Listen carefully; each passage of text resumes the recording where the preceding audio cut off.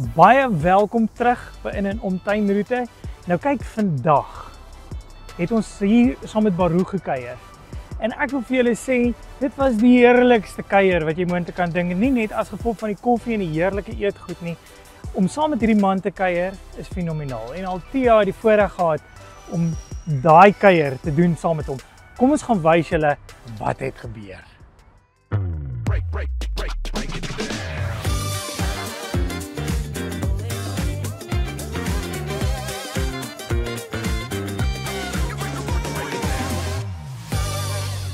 En 'n groot ding hier by ons is koffie. En ek dink dis 'n ding wat vreeslik lewe gekry het. Vandag kuier in en om saam met Aharon Baruch, maar ons ken hom as Baruch. Hy's 'n legende in Mosselbaai en ons is verskriklik bevoorreg om vandag hier in sy pragtige plek te sit en 'n lekker koffie saam met hom te drink. Baruch, baie welkom by ons program. Welkom hier by ons. Waar kom jy vandaan? Hoe het jy opgeëindig in Mosselbaai? First of all, I want to say thank you for your opportunity to come and be with us here. It's a big honor. Okay, Baruch. Baruch starts in 1998 roasting coffee professionally. But I came to South Africa in 1992. In 1992, me and my wife, we didn't have a job, so she said she will sell sandwiches in the street. Now, the name of it, you were better going to laugh, it's called the Ranais Broekies. Around is a house, it's called the Cookhuis in Mosselbaai. So we lived there, our father-in-law let us live there for 4 years, and she sold sandwiches in the street early in the morning. From there, that thing just grew up, and they said, mensen said, kom vroeg. I didn't know the word yet. And we wake up 4, make the broekies, put it on the trays, went out and sold them in the street, and save money, make money, sold, and it's become very famous in Mosselbaai, the roundhouse broekies. That was. So die broodjies was die begin van Baruch. Broekies is the begin. And then I learned nee dankie, no nodig, asseblief not vandag. I've been what call it, reject sometimes, but you learn to deal with it. And some mornings we didn't solve. After that, making the story, after 1 year, a guy named Kubus came to me and said, you will have a small shop opening, and it's called today Bayside Center. Okay. Small shop, 30 square. It actually was a triangle. Yeah, in binne in Mosselbaai, nou, want ons it's is called the bietjie Grootboom. Die It's a Grootboom there. And there we opened a small coffee shop, probably 30 square meters. And we start making the broekies there, and I still sold some broekies to Moscas in that time. I had a small canteen there. It's a long, and smosing, what you call it in Afrikaans, you go smosing. Smosing, yeah. And we didn't have cell phones, we didn't have fax, we didn't have all the technology today you have. But if I had it then, it was much more faster. You would be flying now. Flying, no, I'm But you're already flying. Thank you.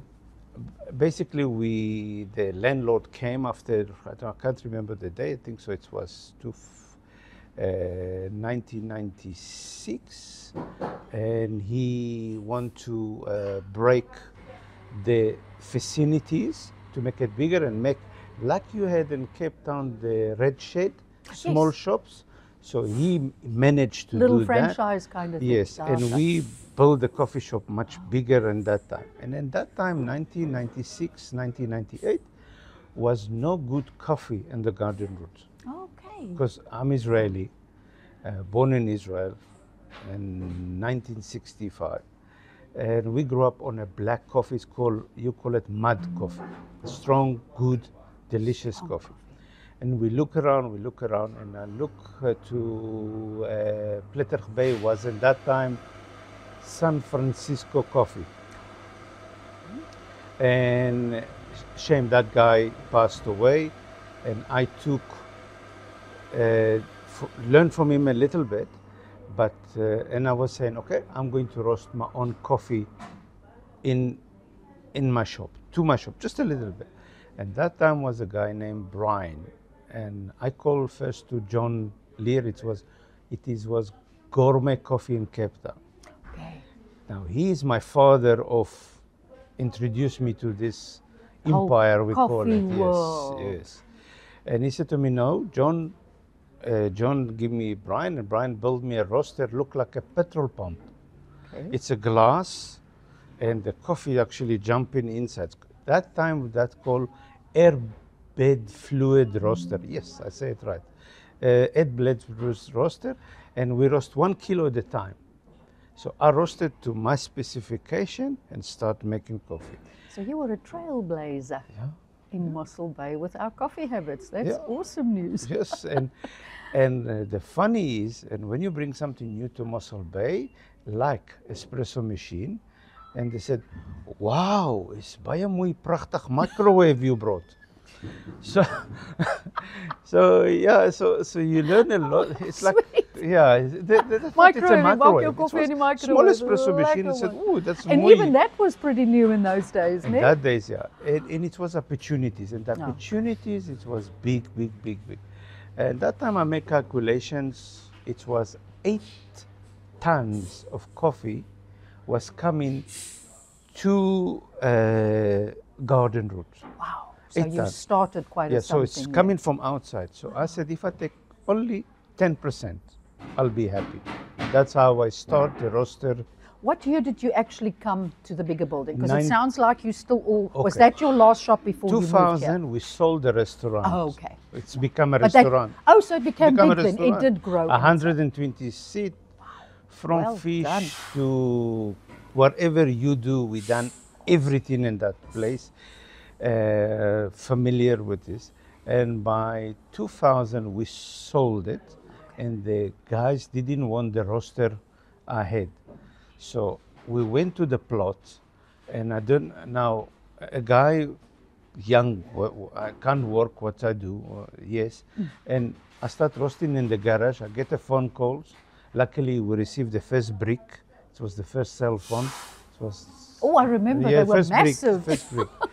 And the guy said, we like your coffee, we want to buy it. So I said, okay, let's start.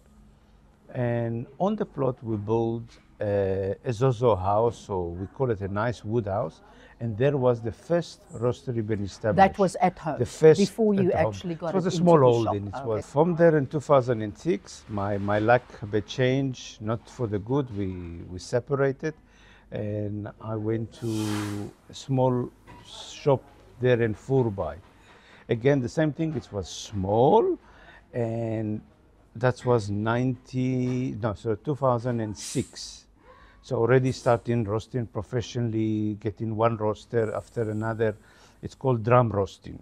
What I That's have what down, you've got down here. But we bought the small ones. It was 5 kilo roasters. From there, it just go up more. And 2009, if you remember, was a recession. Okay.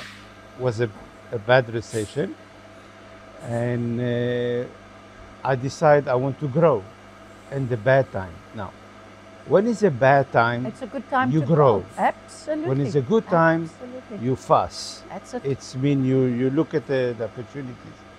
And 2009, I remember my friend Petri, he see me sitting in the other premises. He comes to me, what you doing? I said, if I don't grow, I die. And I grew from 80 squares to 140 squares. And from there, it was a big restaurant and changed dramatically. And everything go nicely. I have a roaster in the back. It was big. I had 3 shops there. And my landlord, his shame, he passed away. He, and that time, just we came close to Corona. And I smell a rat. We call it smell a rat. And I said, okay, I'm selling everything. Okay. And that time, boom, sold all the equipment, everything, minimize it. And I start working in a small scale in the back. Makes sense. And when we call it again bad time, the son of the landlord took over, and he, what you call it, was not the best, but it was the best blessing in my life. And I sit here in Corona, here in the pole, and I look at the land, and I said, okay, I'm going to buy the land. And so that was recent. This This one, baby yeah, is this your one, most recent baby, yes. and that was after. 4 years ago. Ah, fantastic. So it was in that time, And that time, so that it you again had your was bubbling going. chaos, Awesome. you grow again. That is such an amazing story, Baruch, but I think we should go and look at this factory of yours so You're that we can welcome, I'll show make our you a tour viewers. now. Okie dokes. Kom kuier volgende keer saam met ons terwyl ons verder kyk oor wat gebeur hierso by Baruch en hoe maak hulle die koffie.